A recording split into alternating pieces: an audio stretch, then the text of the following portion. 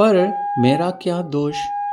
हाय, मैं और दूसरा क्या करता।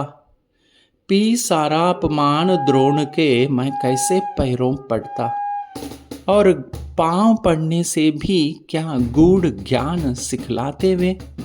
एकलव्य सा नहीं अंगूठा क्या मेरा कटवाते वे। हाय, कर्ण तो क्यों जन्मा था, जन्मा तो क्यों वीर हुआ। कवच और कुंडल भूषित भी तेरा अधम शरीर हुआ। धंस जाए वो देश अतल में, गुण की जहां नहीं पहचान। जाति गोत्र के बल से ही आदर पाते हैं जहां सुजान। नहीं पूछता है कोई तुम व्रती वीर या दानी हो। सभी पूछते मात्र यही तुम किस कुल के अभिमानी हो। मगर मनुज क्या करे, जन्म लेना तो उसके हाथ नहीं। चुनना जाति और कुल अपने बस की तो है बात नहीं। मैं कहता हूं अगर विधाता नर को मुट्ठी में भरकर कहीं छींट दें ब्रह्मलोक से ही नीचे भूमंडल पर, तो भी विविध जातियों में ही मनुज यहाँ आ सकता है। नीचे हैं क्यारियां बनी तो बीज कहाँ जा सकता है। कौन जन्म लेता किस कुल में, आकस्मिक ही है ये बात। छोटे कुल पर किंतु यहाँ होते तब भी कितने आघात। हाय, जाति छोटी है तो फिर सभी हमारे गुण छोटे। जाति बड़ी तो बड़े बने वे रहे लाख चाहे खोटे। गुरु के लिए कर्ण चिंतन में था जब मग्न अचल बैठा, तभी एक विषकीट कहीं से आसन के नीचे बैठा। वज्र दंष्ट्र वो लगा कर्ण के उरु को कुतर कुतर खाने, और बनाकर छिद्र मांस में मंद मंद भीतर जाने। कर्ण विकल हो उठा, दुष्ट भौरे पर हाथ धरे कैसे। बिना हिलाए अंग कीट को किसी तरह पकड़े कैसे। पर भीतर उस धन से कीट तक हाथ नहीं जा सकता था। बिना उठाए पांव शत्रु को कर्ण नहीं पा सकता था। किंतु पांव के हिलते ही गुरुवर की नींद उचट जाती। सहम गई ये सोच कर्ण की भक्तिपूर्ण विह्वल छाती। सोचा उसने अथा कीट ये पिए रक्त, पीने दूंगा। गुरु की कच्ची नींद तोड़ने का पर पाप नहीं लूंगा। बैठा रहा अचल आसन से कर्ण बहुत मन को मारे। आह निकले बिना शिला सी सहनशीलता को धारे। किंतु लहू की गर्म धार जो सहसा आने लगी तन में, परशुराम जग पड़े रक्त को देख हुए विस्मित मन में। कर्ण झपट कर उठा, इंगितों में गुरु से आज्ञा लेकर बाहर किया कीट को उसके क्षत में से उंगली देकर। परशुराम बोले, शिव शिव, तूने ये की मूर्खता बड़ी। सहता रहा चल जाने कब से इसी वेदना कड़ी। तनिक लजाकर कहा कर्ण ने, नहीं अधिक पीड़ा मुझको। महाराज, क्या कर सकता है छोटा कीड़ा मुझको। मैंने सोचा हिला डुला तो वृथा आप जग जाएंगे। क्षण भर को विश्राम मिला जो नाहक उसे गंवाएंगे। निश्चल बैठा रहा सोच, ये कीट स्वयं उड़ जाएगा। छोटा सा ये जीव मुझे कितनी पीड़ा पहुंचाएगा। पर ये तो भीतर धंसता ही गया, मुझे हैरान किया। लज्जित हूं इसलिए कि सब कुछ स्वयं आपने देख लिया। परशुराम गंभीर हो गए। हो सोच न जाने क्या मन में।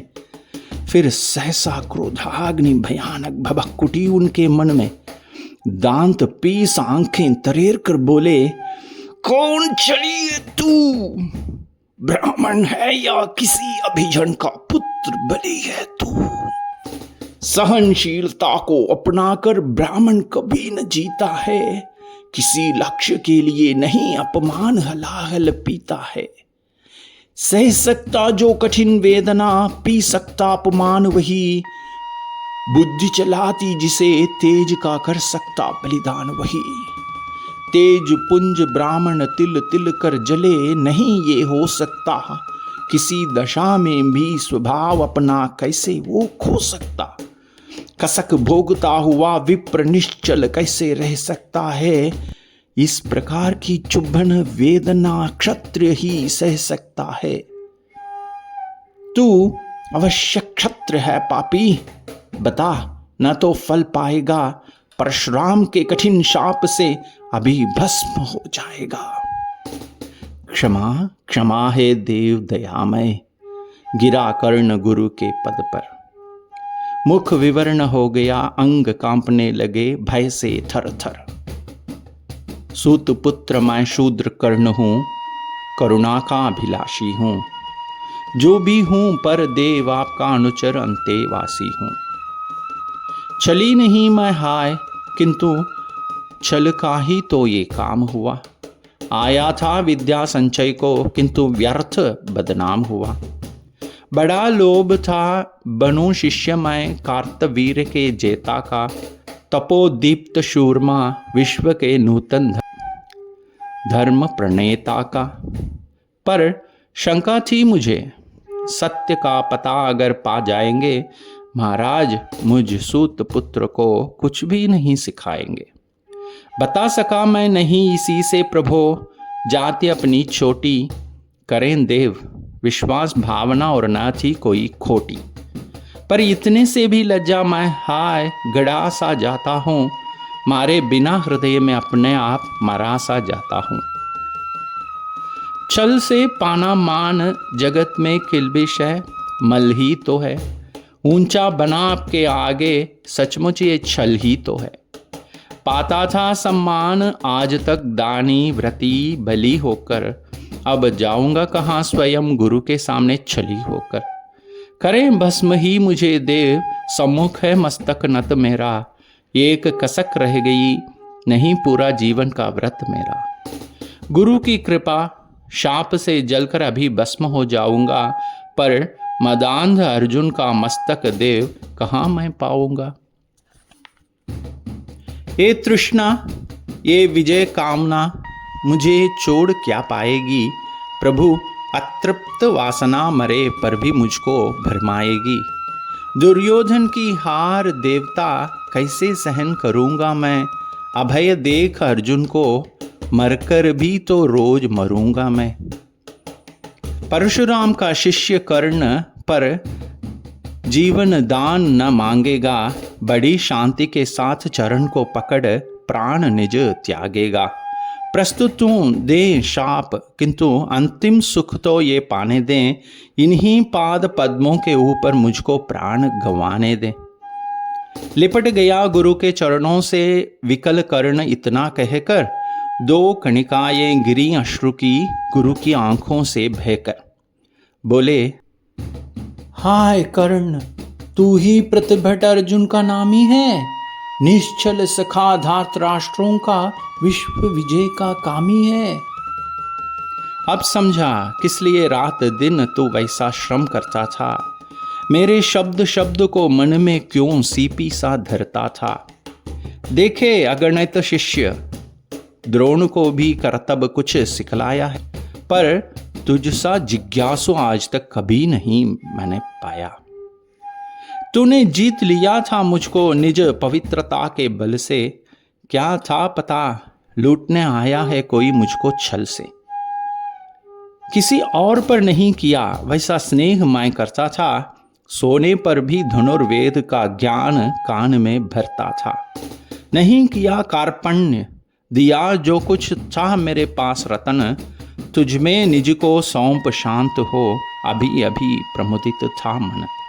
पापी बोल अभी भी मुख से, तू न सूत रथ चालक है, परशुराम का शिष्य विक्रमी विप्रवंश का बालक है। सूत वंश में मिला सूर्य सा कैसे तेज प्रबल तुझको, किसने लाकर दिए कहाँ से कवच और कुंडल तुझको।